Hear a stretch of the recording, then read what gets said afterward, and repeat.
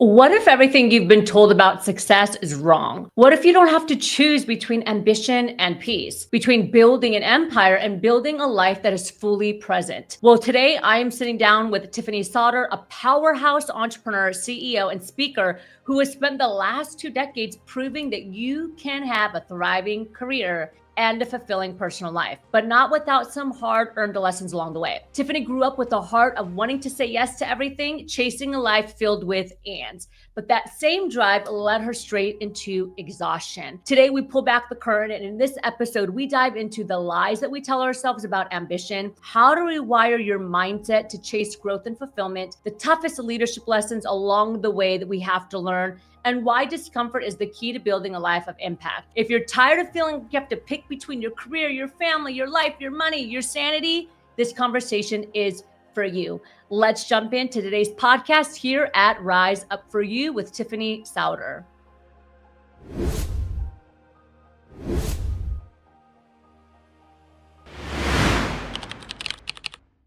Tiffany, welcome to the Rise Up For You podcast. It's truly an honor to have you here today.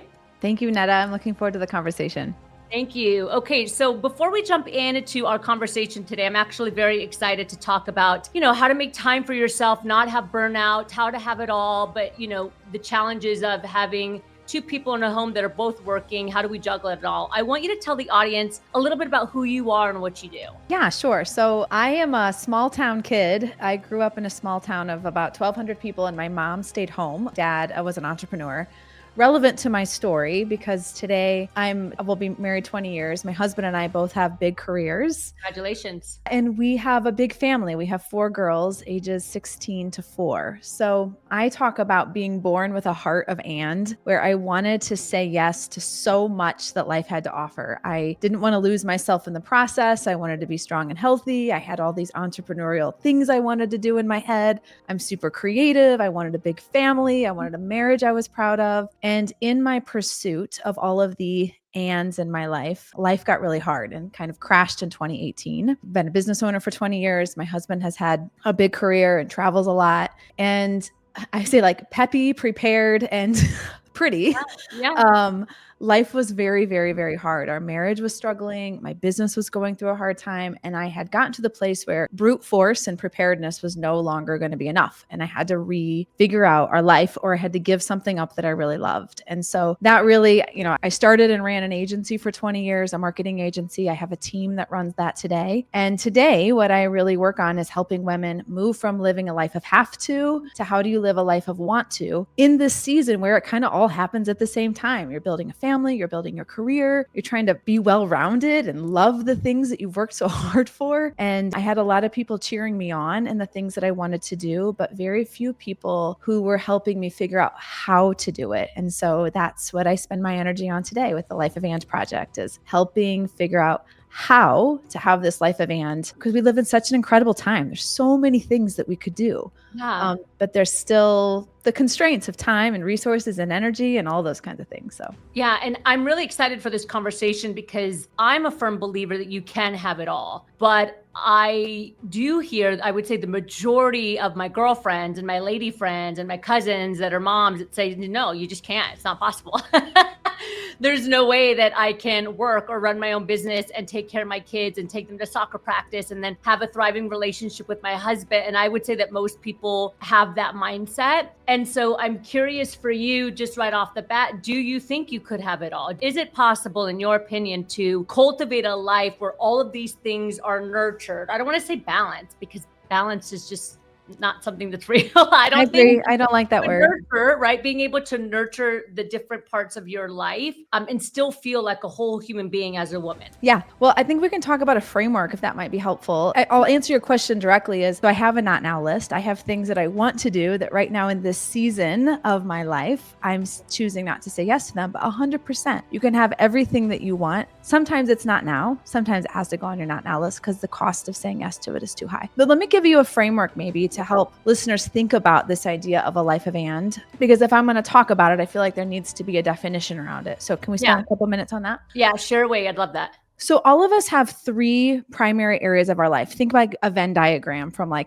fifth grade math, where one circle is self, and that's the things that fill you up, your wellness, physical activity, your spiritual life, friends, those things that make you feel whole. Second circle is career or some pursuit outside of yourself and family where you're adding value to the world. Could be teaching a class, could be working professionally like you and I do, but career, where you spend your time and talent in the outside world, that's a second circle. And the third circle is family. Those tier one relationships, for me, it's my nuclear family. For others, it might be their chosen family, but those tier one relationships, when they're in harmony, when they're in peace, life feels lighter.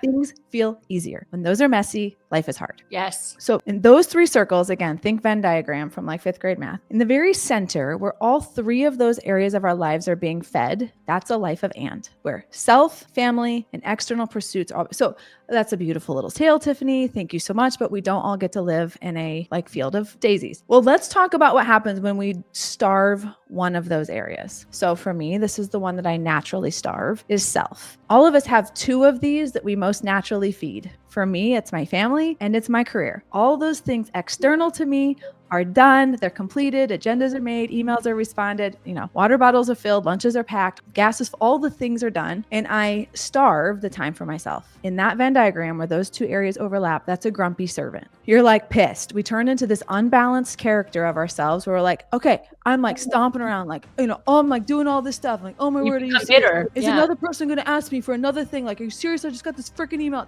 And suddenly these things that you actually wanted, this job you wanted, these family you had, this person you married, this person you're in a relationship with, you're now resentful to it all, but you picked it. And it's because we're starving this self circle that we fall out of our sort of area of balance, our life event, and we fall into this unbalanced character, our grumpy servant. So that's unbalanced character number one, grumpy servant, where you starve self and you're feeding these other two. The second unbalanced character is, I just lost my train of thought, is when you're feeding career and you're feeding self. So when you say, the grumpy servant, what I really hear you saying is that over time, this is typically where people become bitter, they become resentful, not recognizing that they're actually the ones that kind of put this infrastructure in place, right? Like they said the yes to the family things, they said the yes to the career. I would say that for the most part, they struggled with creating healthy boundaries around the self. And so then over time, you say grumpy servant. What I kind of hear you saying is that they also become pretty resentful, right? Like they don't recognize where and how this all happened. Totally. But the thing that happens is we start to ask the people around us to fix that problem for us. Yes. Instead of saying, here's what I'm going to do instead.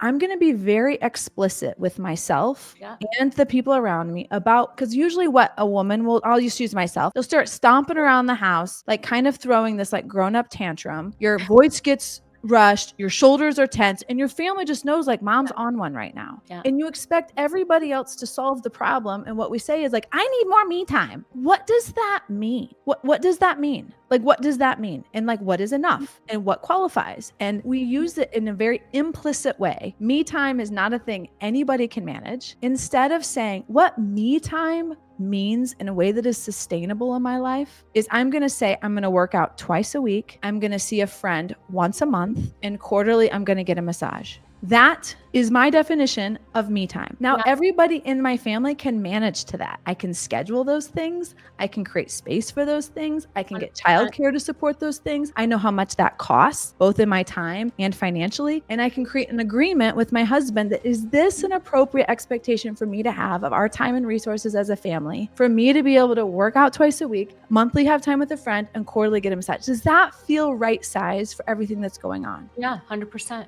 That's an agreement, becoming this like terrible baseball bat that you sort of put back and forth. And what happens oftentimes, women usually fall on this grumpy servant because we're so exhausted, but we're mad at ourselves for not keeping our promises and agreements to ourselves. Yes, 100%. And we make oversized plans. I'm going to lose, 25 pounds in 8 weeks. In the context of the rest of your life, is that possible? Like, you know what I mean? We put these like marathon-sized efforts towards our betterment or our wellness or our progress, and it's not possible in the context of the rest of our lives. And so we have to right-size these things, make them explicit so that it is sustainable over a long period of time. Okay. Most men fall, and not all, and we're stereotyping here, which is a dangerous game. But I'll say in my family, my husband ends up in the lonely achiever. And that is where self and career are most naturally fed, and he can drift away from our family. So that is a place where they start to feel like, I'm out here slaying dragons all on my own. He's more disciplined than I am naturally. He can come in on 2.5 hours of sleep and still get up and work out in the morning. You know, he's going to do his things because he's disciplined. It makes me want to murder him when I haven't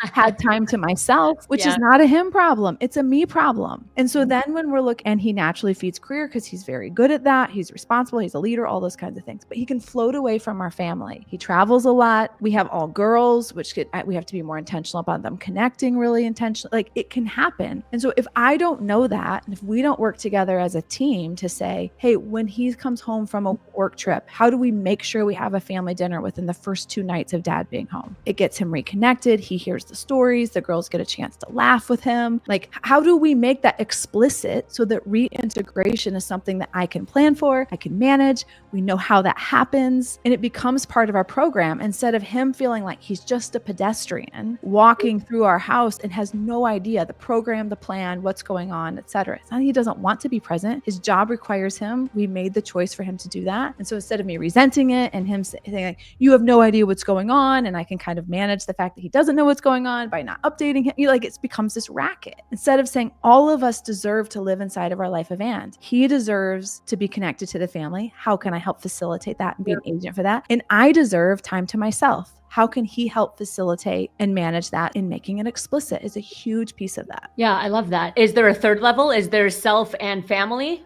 Yes. And that's the fearful loyalist. Okay. So that is somebody who feels most comfortable in like this protective place of my family as my attention. I know what I need, but putting my talents into the outside world is terrifying. I'm 44. So some of my friends who had kids early, their kids are like in high school now, and they're starting to feel this. They stayed home. They did that very well. They've got great balance in themselves physically. And the idea of going out and doing something out there where they might be rejected, they might not be relevant, they're just afraid. This fearful loyalist totally takes hold and shuts down their talents and ability to contribute. Yeah, I love that. Tiffany, is this a framework that you created? Yeah. Mm-hmm. I love that. And so I'm just curious for you, what was the tipping point, or how did this blueprint kind of come into manifestation for you? I literally was like, if you asked me who I wanted to be, if you asked my 18-year-old self who I wanted to be as a mom, I would say, I want to be like fun and adventurous and interesting and funny. And I want our house to feel creative and light and like a little messy. And like my life felt like none of that. It was like, who I am is not coming forward. I'm this grumpy, resentful person. And if I made that environment, I can unmake it. Yeah. So how do I take responsibility for where I'm at? I picked all these things.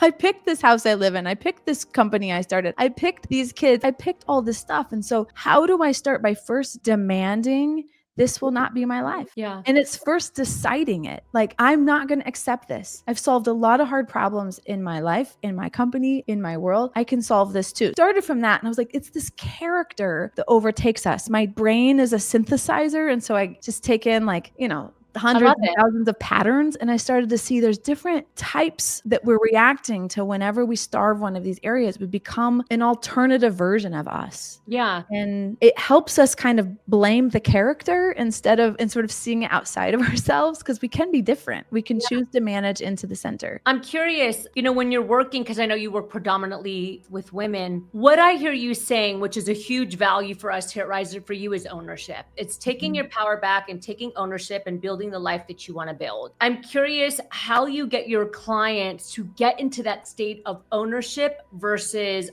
I can't, others are to blame, or this is just the way it is. I can't change it. Like, this is just how my life is. How do you move people into this place of empowerment where they can say, you know what, just like you said, Tiffany, I created this, I made this, I can unmake it. How do you get them to shift in that mindset? Well, I think this. It's like you kind of can't make grown-ups believe things they don't want to believe, but there are two, you can't make companies and cultures value things that they don't want to value. That's right. Yeah. So there's that. I don't know that I can, but I think there's two places that I have kind of challenged people to start. One is, what if you would just try it? Like, let's pick one thing in your life. In my work, I have them make an I want, and I'm pissed, and I hate list. What pisses you off? What do you hate? And what do you want?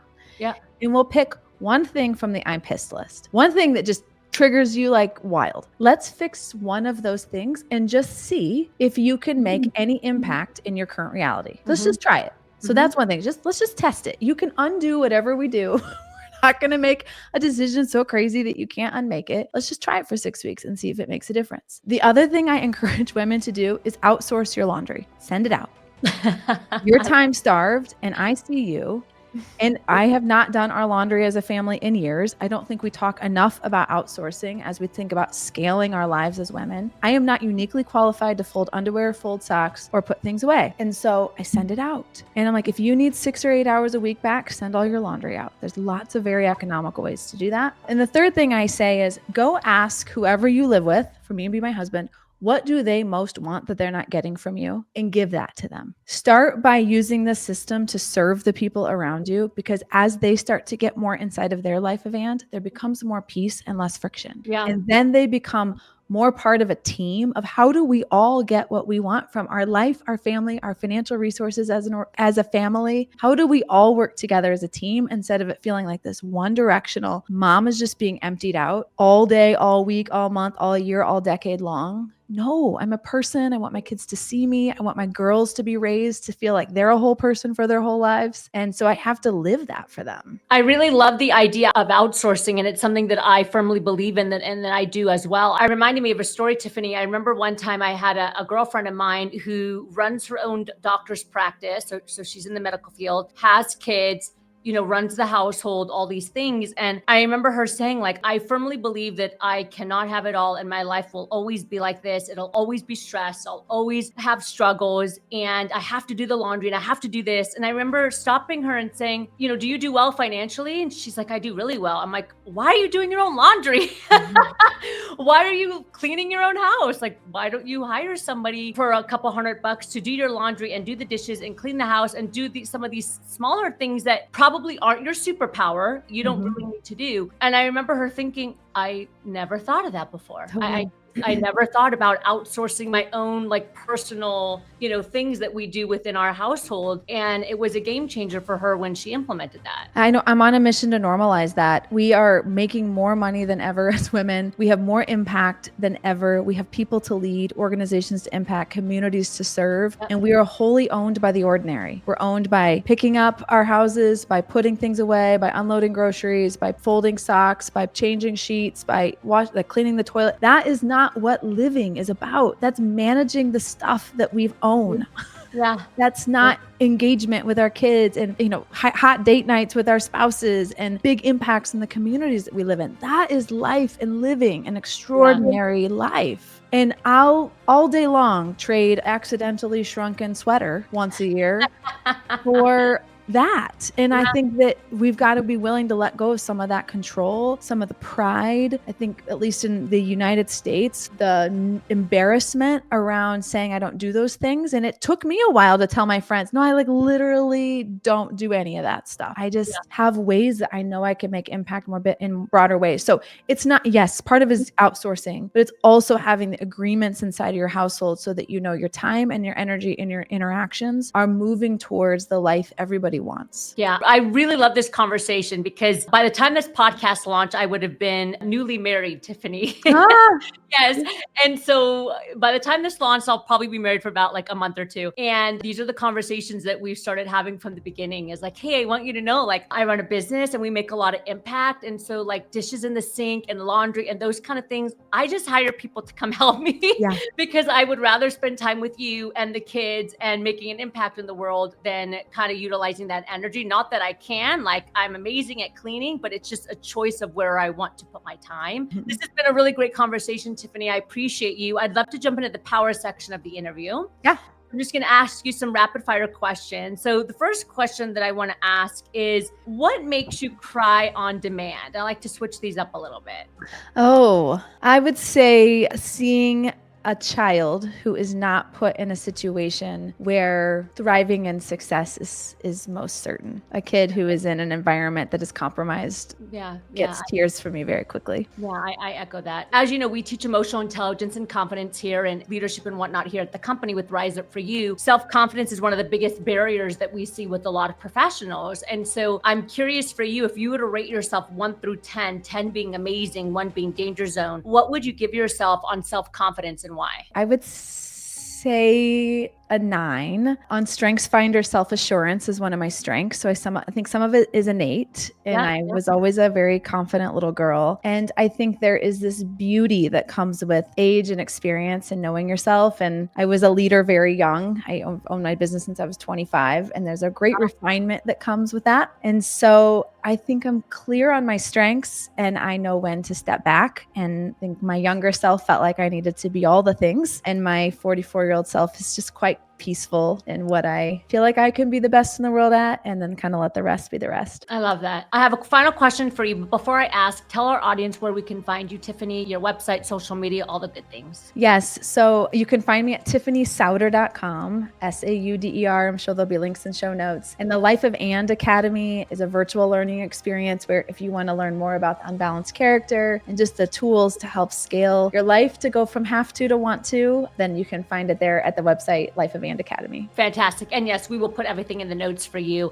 And final question for you, Tiffany. As you know, we are called Rise Up For You. What comes to mind for you when you hear that phrase? I'm very growth minded, and I know that your organization and your podcast is. And I think when each of us has the courage to fly, to rise up in your vocabulary, we give others the courage to do that as well. Because when we see other people who are stretching and pushing and growing, it's easier to sort of create a tribe around you of the same like-mindedness. So I think when I think of those words, I just think this sort of like, the more I accelerate myself into that energy, it brings others who are watching, it gives them the courage to fly as well. That's fantastic. Tiffany, thank you for joining us today. Thanks for having me. And thank you everyone for joining the Rise Up For You podcast. Again, this is your host, Netalina Nasruddin. Every single week, we are bringing you brand new episodes with amazing thought leaders, entrepreneurs, executives from around the world to help you and your team be your absolute best. I will see you next time. Make today great. Thank you, Tiffany. Welcome to the Rise Up For You podcast. This is your host, Netalina Nasruddin, also the CEO and founder of Rise Up For You. I want to remind you just a little bit about what we do. My team and I are working with organizations, leaders, and entrepreneurs around the world to enhance company culture, performance, potential, all through soft skills. So if you're anything like me and you love to push your potential, you want to be high performing on a day-to-day basis and truly have it all as an individual and as a business, check us out and make sure that you sign up for your free informative call. We have an amazing team of trainers and coaches that are here to serve you. And let's be real, it's hard to do things by yourself. We all have blind spots, including myself. And sometimes it's just that much easier when you have a coach, when you have a mentor that's by your side, cheering you on and helping you and your team get to the next level. Okay, my friends, don't forget to sign up for that call, whether you're a leader in the workplace or an individual looking to grow yourself. We're here to serve you.